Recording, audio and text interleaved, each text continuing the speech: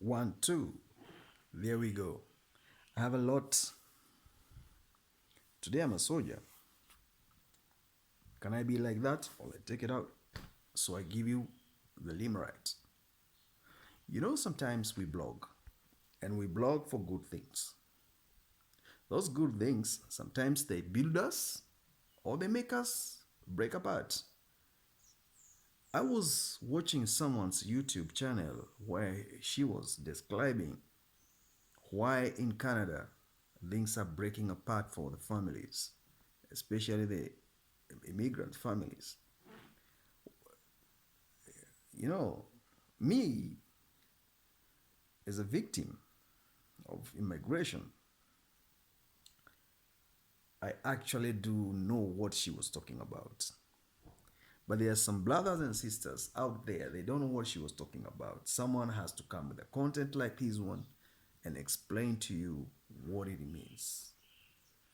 When you are an immigrant, you have got no legal ground to criticize or to explain or define the rules of the constitution of the country that is hosting you unless you have gone through the entire process of being processed and be legitimized.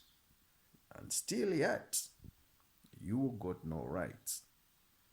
We are making content, pushing a lot of content online every single day with intentions of reaching out to you, hoping maybe one day you will understand why we are blogging. What we blog about is what we go through. And what we go through is what is affecting each and every single immigrant. Now, why should you be in diaspora for 10, 20 years and you don't have proper documents? This thing beats me 10-0. And that is where 70% of our brothers and sisters, they fall. Look at who is migrating. It's not the white people. It's the Indians from East India, East Asia, and Africans from the continent, and Caribbeans. Those are the people who are migrating. This is a shock that we need to absorb and sober up and know how we're going to tackle this problem if we really want to go far. Intention of marrying the citizens of the country hosting you so that you can have grounds is horrific journey that many have endured and gone through, and yet they are still stuck with this crisis of immigration. If poked, people can pour out a lot of information concerning this mess of immigration, which, if we are not going to tackle it,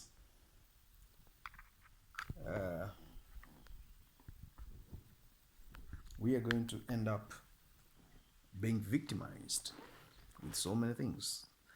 First, taking the jobs of the host citizens, overcrowding their public utilities, siphoning out a lot of cash from the economy back to the country of our origin and growing those nations.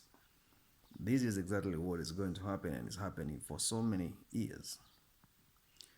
Yesterday, I had a conversation with somebody who happened to be a Nigerian man, and he told me a horrific story that I did not understand. First of all, he's an immigrant, and his country of host is a hostile country. So he was in a journey, driving around after work with his daughter. Then at a junction, a certain person was driving very, very, very rough, was on the phone. He couldn't stop by the stop sign. The Nigerian man and his daughter, they were hooting and flashing lights, warning him, "You are overspeeding. It's your time to give way for others to pass." He did not take a note. Instead, he blagged and gave them what he was not expecting. All of a sudden, the native who was driving rough, he happened to hit or to ram onto the Nigerian guy's car. The Nigerian guy walked out. The child was crying. It was not touched. It was a Mercedes-Benz A170, old model. The guy who hit him was driving Haval, latest model. It got rammed in front. The bumper came out, the radiator was cut or split. What was pouring out, the engine went off. He was also not harmed, but his car was seriously damaged. Now, in the process of such a scenario, there's this what you call orientation, introduction. Who are you? Where do you stay? What do you do? We have now caused an accident. How are we going? Do you have insurance? Do I have insurance? What is your ID, address, where you work? The guy who is a native claimed to be a local doctor, medical doctor. The case went on and on, arguments. The police came, then they had to write an agreement on how they're going to make compensation. The native guy, his car was insured because it was new.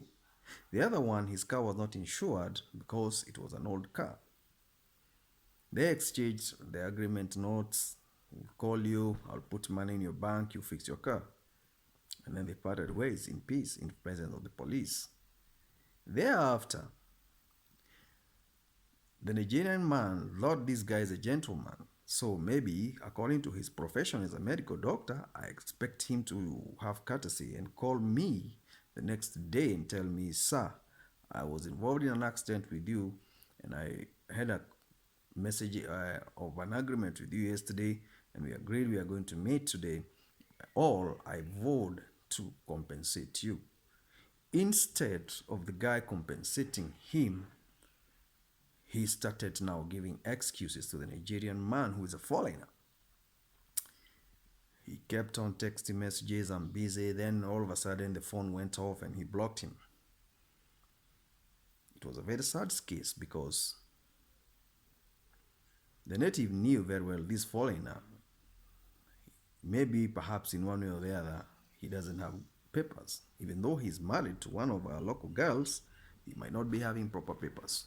So the furthest he can go, I don't think he can even proceed to the court and make claims because immigration status are not verified.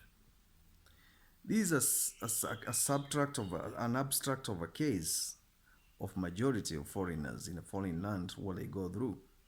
You don't have legal ground to claim anything.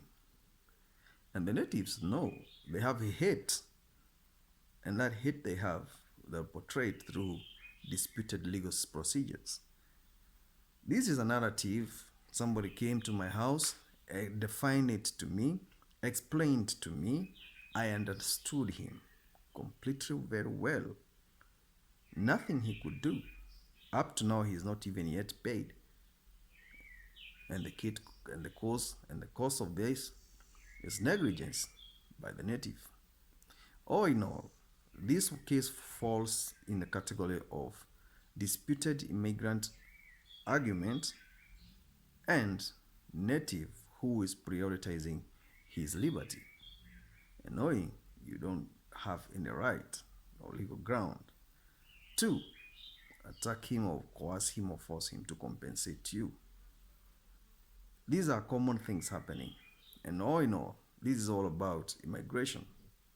What we need to do is to check our status in a foreign land, and thereafter we have a legal ground to claim anything in case. Furthermore, if these things goes on unchecked, what is happening right now in Canada is a serious crisis. How it reached there, somebody will come up with a procedure to bring the political reform that will make everything now stabilize and be what's supposed to be. Men and foreign men, they are in big challenge in this land.